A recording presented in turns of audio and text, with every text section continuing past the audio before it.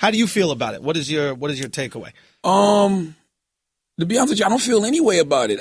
This is what we do. This is what I do as far as, being a interviewer. Like, I don't look at this interview no different than I look at any other interview we've done that has been a disruption. Right. To be totally honest with you. Right. Like, I don't look at it no other way. My whole timeline is full of L's. Because Tekashi69 got on his Instagram and said, leave L's under Charlamagne's page, which is great. I think that you should keep the content going. I keep telling y'all, and I've told y'all this before, these interviews like this are like Thanksgiving turkeys. If you can't eat off this content for at least 7 days, something is wrong. Yeah. You know what I mean? Turkey, you got chicken. The word is born. Like, if you should be able to eat off this content for 7 days. So boom, the interview airs on a Friday. Yes. People talk about it all weekend. We get back on Monday. It should continue to go. I think that he played it right as well. I think that, him. Milk it. I think on Sunday, he was like, and he's smart about it. On Sunday, he posted a clip from the interview and was like, you should give yourself Donkey of the Day tomorrow. It's good for ratings. Trust me. And then he left it on my page. You know what I mean? Great. Listen. The kid is not stupid. I never said he was stupid. Yep. But smart people get shot too. And smart people get beat up too. And listen, that's the only thing that I want people to understand about that interview. Yeah. I'm not wishing death on somebody. I didn't take that. When I tell them what could possibly happen based off the way they're moving. I mean, your parents tell you that all the time. All the time. My father don't do drugs. My father used to say, if you don't, that you OD. Yeah, my father used to say, if you don't change your ways, you're gonna end up in jail, dead, or broke sitting under the tree. Yeah. I don't think the streets have changed that much. And when you were in jail, it's not like he went there like, oh yeah, I'm super happy to bail you out. Exactly. I was right. Exactly. So what these kids don't understand is this trolling shit can get you hurt. Y'all trolling. Yes. But everybody else not playing. Yeah. And that's all I wanted to convey to him in the interview. But I don't think he'll get touched. I think he's exposed. I don't think he will. I think he's exposed something about. I don't think so. Who was the last rapper to die because big time rapper to die because of beef? That's the thing. Who's the last rapper to get beat up over beef? Big time rapper. He's big time. This is Billboard charting. No, it's Billboard charting. That's not big time. Young Dolph is on Billboard charting. Young Dolph got shot. How many songs did Dolph have? Dolph is popping out here. How many songs? 5 Billboard? No. I mean, I don't know how many on Billboard, but that don't matter anymore. No, let's go off of Billboard. No, that don't matter anymore. My point is that you have somebody. Let's go back. Let's go back. Let's go back. As Billboard charts. Let me use a metric. That's fine because it doesn't work for your argument, but for my argument, I want to know I think he had 5 Billboard charting. We're talking about top 50, maybe even top 20 singles, right? When was the last time one of those guys got shot and killed or even touched? This is how just address that question. Don't it doesn't matter. Don't deflect. Just address it. It don't matter. Biggie and Tupac. No. That was the last big artist to get caught up. It was Biggie and Tupac. That's not and true. Since then, we haven't That's not had... true. His tour bus got shot up. That's not true. Lil Wayne's bus has gotten shot up. No, it doesn't matter. Lil Wayne himself got shot? Don't matter. Lil Wayne's bus has gotten shot up. Migos tour bus got shot up. Young Dolph has been shot. Troy Ave has been shot. Like, it don't matter. Like, Troy Ave did not have the 5 Billboards. Hey, kids, let me tell you something. Billboard charts do not make you bulletproof. Right. I don't know what Andrew was talking about. Honestly, no matter, I don't care what kind of success you have. It don't make you bulletproof. Show me a bullet that pierced one of them. That's a dumb argument. Did the Migos get pierced? That's a silly argument. Did the Migos get pierced? That's a silly argument. No. Rick Ross did get shot at, right? Rick Ross got shot at. Platinum recording artist car shot up. Did he get pierced? Doesn't matter. No. Did Wayne get pierced? Technically, it does make you bulletproof. Listen. I don't think he's going to get touched. I do not think he's going to get touched. Andrew, I understand.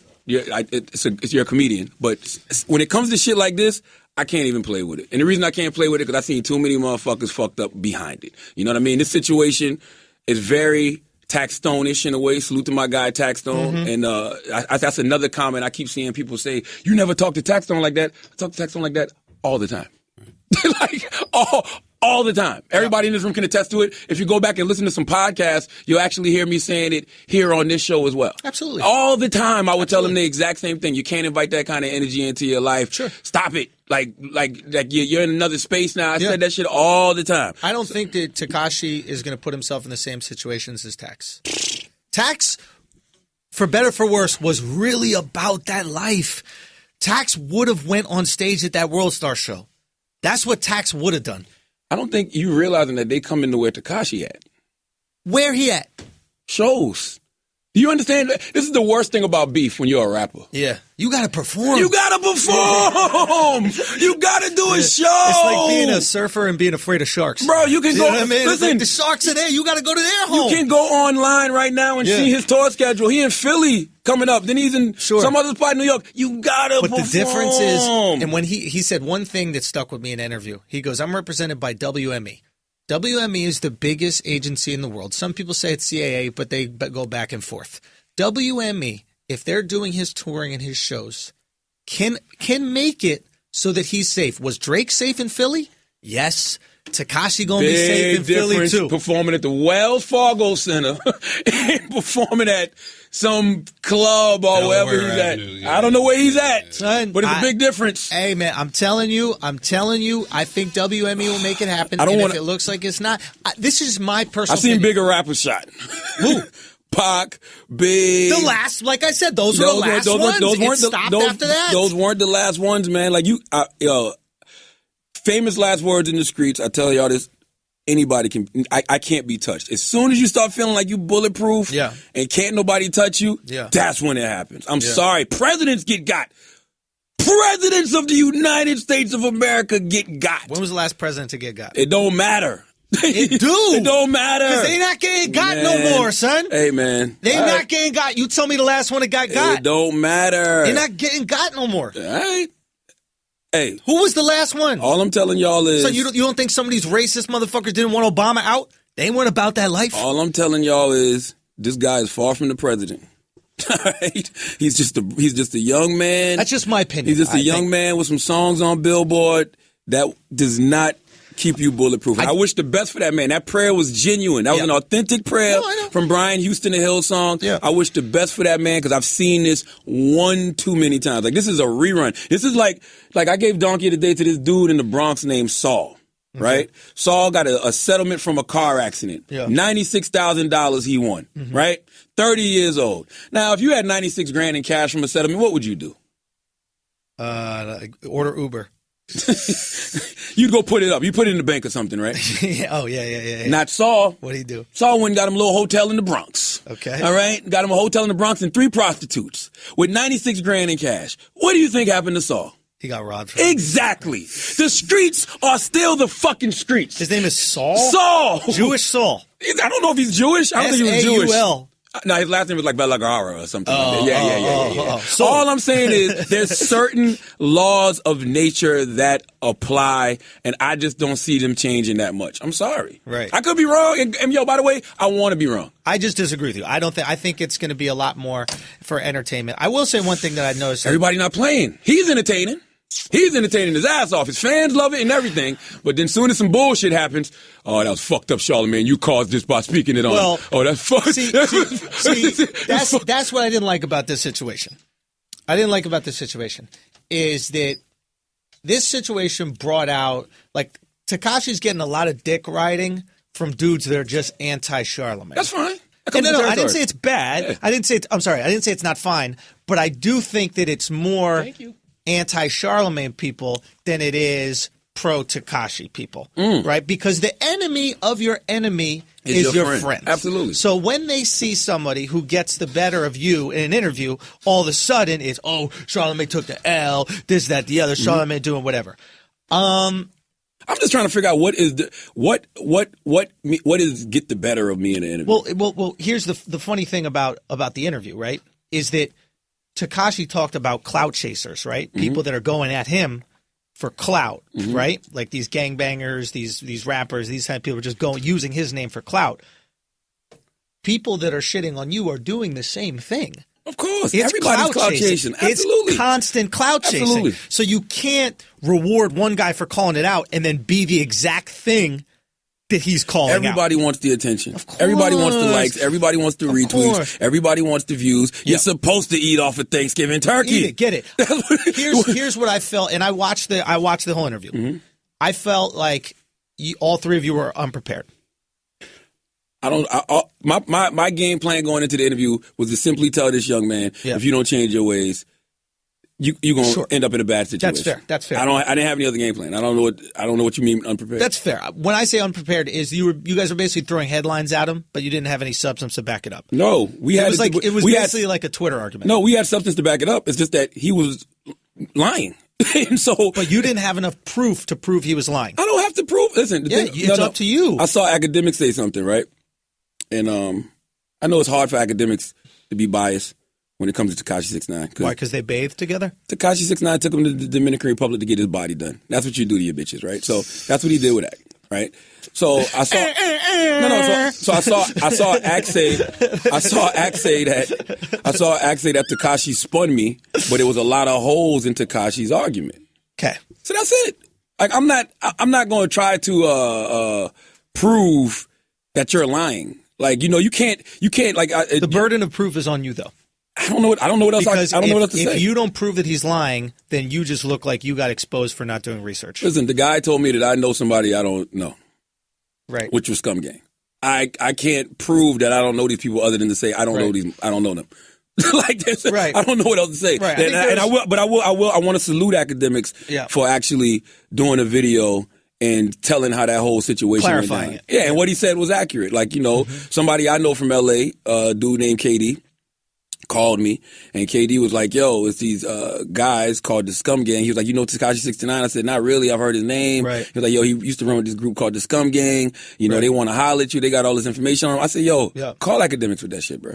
Like, that's not my lane. Like, I'm too old for this shit. I don't give a f. It's 8 o'clock on a Friday fucking night. Right. I don't care about Tekashi69, this is the Sabbath. Scum Gang, or any of them. Call Akademics. So I respect Akademics for telling the truth about that situation. Yeah, absolutely. Yeah. And he's got nothing to lose in telling the truth, et cetera.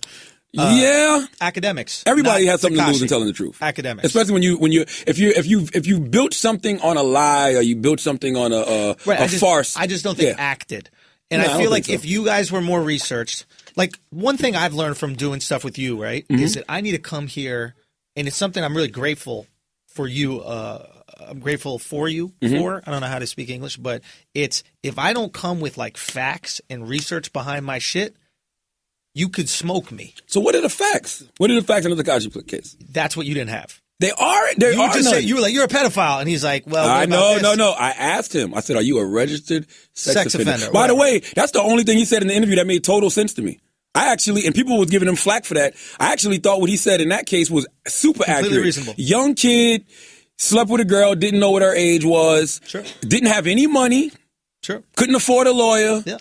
Police do that shit all the time. Absolutely. Well, we're going to give you 15 motherfucking years if you don't plead guilty. Yeah, he pled guilty. Sure. I thought that was that shit was the most common sense, logical. That's the only time in an interview I thought he wasn't trolling. And another thing, and you have to think about it, like this kid is 18, right? So if he's with this girl. He's 21 now. I know, but he was 18 at the time. I don't know. That's what he said. He was 18, and if he's with this girl who he assumes, let's say he assumes that she's 18. Maybe he assumes that she's 16. 18 and 16 isn't absurd, right? Let's say she's 14. Now, you and I right now are going to go, that's disgusting, 18 and 14? But if you watch any movie from the 80s, what are the high school... Senior freshman, baby. Senior freshman. Literally, in the 80s, these movies, you'd have the seniors licking their chops. Who's the new freshman class here that we can meet freshman. too? Yeah. It's wrong. It's wrong. It's legally wrong. It's legally, but it was something that was completely kind of understood and went along with culture. 18 to 16, I don't think is pedophilia. I think pedophilia is when you're attracted to kids. If you're attracted to a girl you think is your age and she happens to be younger, I don't think that's the internet. That's why I didn't ask him if he was a pedophile.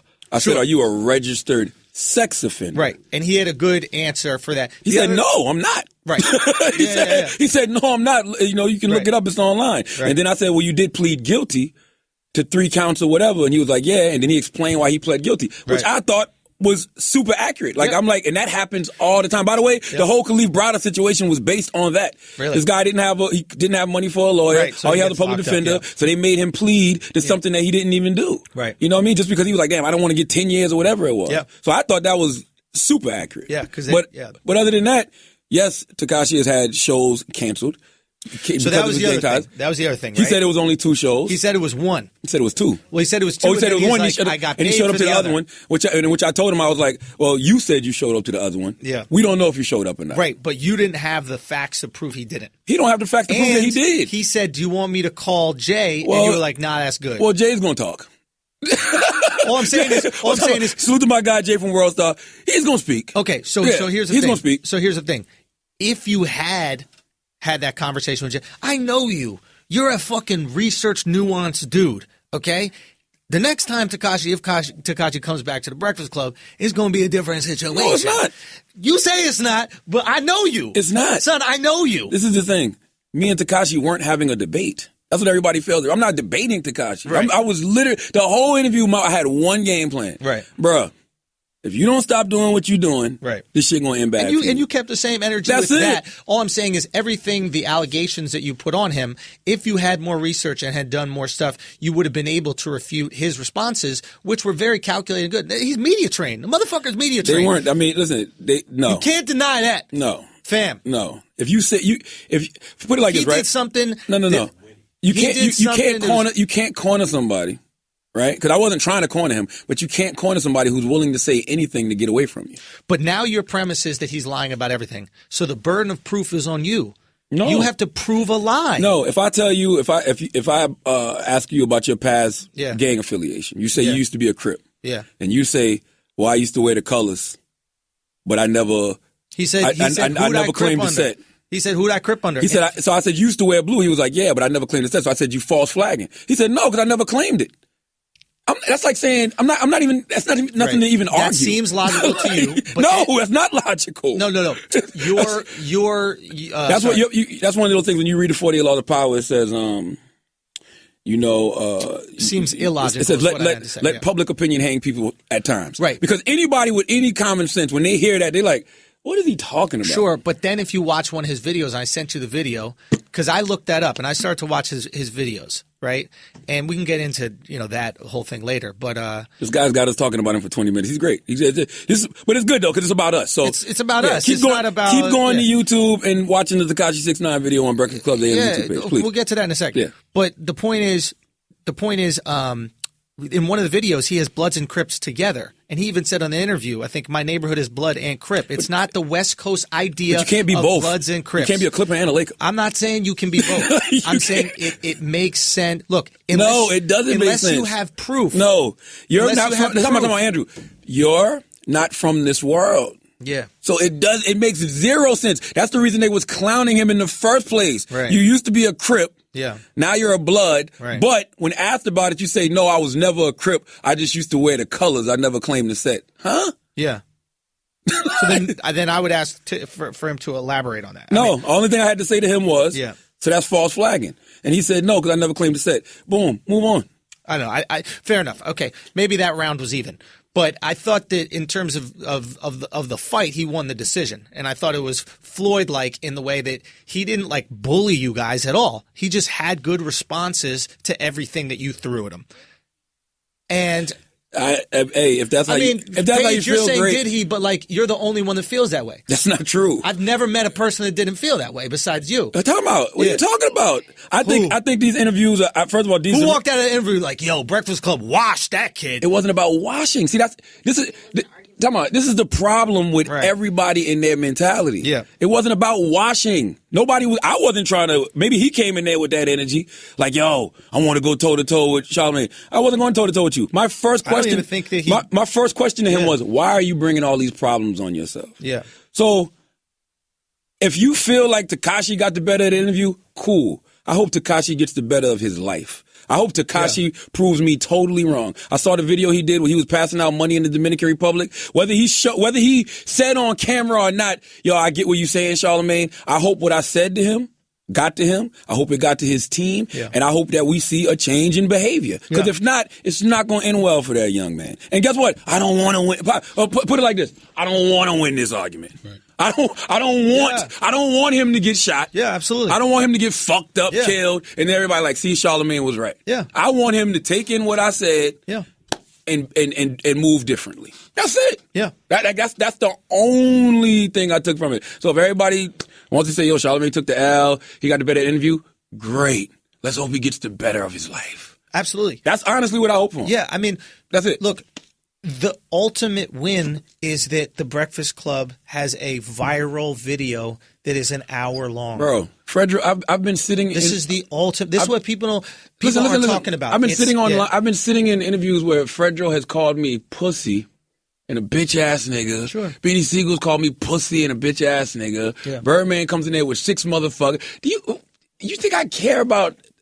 If you go back one or two episodes on this very show when we're talking about Monique, one of the first things I said to you was, I commend your patience. Monique bodied way more than Tekashi69. By the way, I don't know. I'll be honest. I think you bodied her. But I did the same thing to Monique I did to Tekashi. I had one point that I was stressing, and I stuck to my point. So here's the difference between those two. You agree with me on Monique? No, it's not, because I agree with you on Tekashi in that I don't want anything bad to happen to him in that regard. But the difference with Tekashi and where he was more quote, potentially savvy in the interview dynamic is most Breakfast Club interviews are directed towards you. That's not true. By the way, this one is still directed towards me too. Let me just get go ahead. You're the person whose attention they seek. You're the person whose approval they seek. You're the most important person in that room in terms of what they're saying there. You know, Tory Lanez might look at Envy and Ye a little bit, but what he truly cares about is Charlamagne respecting him and his struggle coming up, etc. I think that's most. And I don't know if this is done on purpose or not, but a savvy move from Tekashi, in terms of interview dynamics, is he directed his attention almost exclusively to Envy and Ye. They never get attention in the interviews. That's not true. All of a sudden they're getting spoken to. Now all of a sudden they're getting spoken to. Of course they're eating up the attention because they're not getting spoken to before. And he barely directs his attention to you. Now when he doesn't direct what interview did you watch? If you watch again, he barely even looks at you. He often does this thing even when you're talking. He would put his hand up. He would do this thing like put his hand up and kind of interrupt you. And what it does is creates a dynamic where you have to almost interrupt to get words. No, listen. By the way, listen to what you just said. Yeah. Everybody's like, oh, he was over talking Charlamagne, right? Or he said this to Charlamagne. Or he outwitted Charlamagne. So how is it not directed towards me? Who do you follow? What do you mean? Like on general on Twitter. Like I want to see your timeline because I'm not on Twitter. Oh, well, I am on Twitter. And that's why he got on. And that's why he got on Instagram. Yeah. And added me. That's why he did his online video and was like, "Yo, leave L's on Charlamagne page." Check out because he knows whose page. I don't know. To me, me and him was having a great conversation. I don't think it was. He feels like. Well, I was there. He feels like I watched it. He didn't even direct most of the things to you. He would kind of speak to you, and then he'd even when he responded to you, he wouldn't even look at you. He'd be like, "Oh yeah, now you don't know that guy now. Oh, I guess now you don't know him. Now that he got stitches in his face, you don't know him." Yeah, okay. but he's turning the other way. But you know how that started? Because he was talking to me. By you saying you same thing with Scum Gang. When he was like, you work with Scum Gang. Like, what are you talking? Never mind. I'm not even having this conversation. That's silly. But it's a silly conversation to have. It's clear we were talking to each other. I will say this about the interview is that it's got 6 million views on YouTube. You cannot deny, you cannot deny the relevance of the Breakfast Club in legitimizing somebody. Before this interview, in my mind, he was like a SoundCloud guy who had the only reason people listen to his music because he had some weird shit on his face. Jury's still out on that. Fair. Jury's still out. I get what you're saying. But when you go on the Breakfast Club, when you go on the preeminent hip-hop talk show, fuck radio, anything, the preeminent talk show, and you hold your own, I don't think anybody walks out there. All you have to do is be entertaining. That's even better. Monique could have. Monique's interview got like 3.5 million views. Right. Monique could have changed the whole trajectory of her if she just been funny. Yeah. Just be funny. Yeah. Be entertaining. Like, come on there and be entertaining. Like, if whatever you do it the best. Yeah. If you're Michael Eric Dyson and you're a speaker and you're smart, go in there and drop those bars like that. If you're a comedian, go in there and be funny. Yeah. If you're a rapper and you got a great life story or you got a great personality, do what Tekashi69 did. That's all you have to do. Yeah. And it'll work for you. Yeah. And guess what? I'm fine with that. Yeah. Not ultimately. we do win. Ultimately, it just means you win. Yeah. At the end of the day, it just means at the end of the day, you win. At the end of the day, we're watching Breakfast Club. At the end of the day, the conversation is between you and this guy. Right? Like, it doesn't. One day you're going to be the villain. Some day you're going to be the hero. But at the end of the day, Avengers going to pay you $50 million. Listen, I'm always. You know what I mean? Listen, I'm always Charlamagne. Good, bad, and indifferent. But you might be Thanos and you might be Iron Man. No, you know what? But you the fucking star of the show. I'm with you. I thought it was great. I thoroughly enjoyed it, and I want to be wrong. Like I really want to make that clear. Yeah. I want to be wrong.